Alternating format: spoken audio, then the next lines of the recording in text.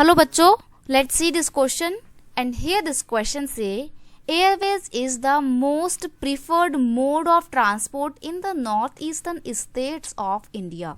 Give 3 reason to prove this preference. यानी कि question में आपसे बोला है जो नॉर्थ ईस्टर्न स्टेट है इंडिया का, उसको ना वहाँ पर जो एयरवेज है या एयर ट्रांसपोर्ट है उसको बहुत ज़्यादा प्रेफर किया जाता है।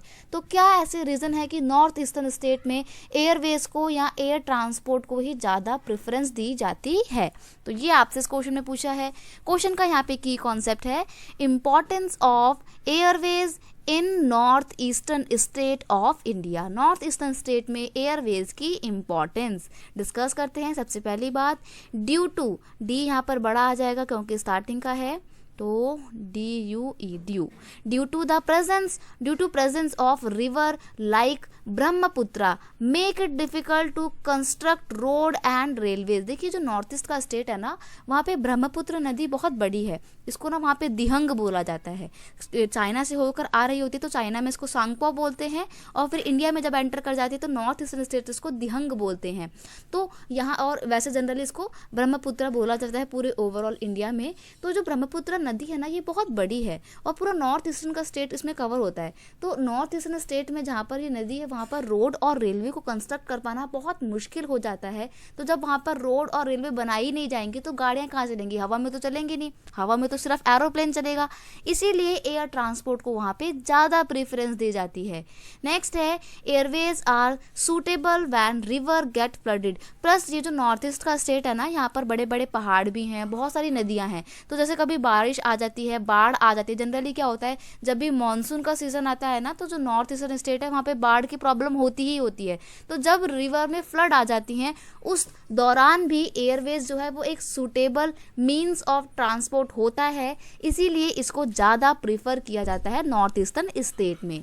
नेक्स्ट है defence forest of north east hamper the construction of roadways and the railways. अब जो डिफेंस नहीं, सॉरी डेंस है, डेंस मतलब घना फॉरेस्ट। जो नॉर्थ ईस्टर्न स्टेट है ना, वहाँ पे बड़े गहरे गहरे घने घने जंगल हैं। तो जब जंगल है तो ऐसे में रोडवेज या रेलवे बिछा पाना बहुत मुश्किल है, क्योंकि पहले जंगलों को साफ करना पड़ेगा, तो बहुत खर्चा आ जाएगा। इसीलिए वहाँ पर एयरवेज का ज़्यादा इस्तेमाल किया जाता है, क्योंकि किसी भी तरीके के पेड़ को काटने की ज़रूरत नहीं होती है, ना ही किसी भी तरीके से नदी के ऊपर कोई ब्रिज बनाने का एक्स्ट्रा खर्चा आता है, इसलिए एयरवे सबसे बेस्ट है वहाँ पे। नेक्स्ट है north eastern state share boundaries with the neighbouring country. जो ये नॉर्थ ईस्टर्न स्टेट है ना, ये नेबरिंग कंट्री के साथ क्या करती हैं? बाउंड्री शेयर करती हैं। और ये जो नेबरिंग कंट्री हैं ये कौन कौन सी हैं? चाइना है, बांग्लादेश है, म्यांमार है।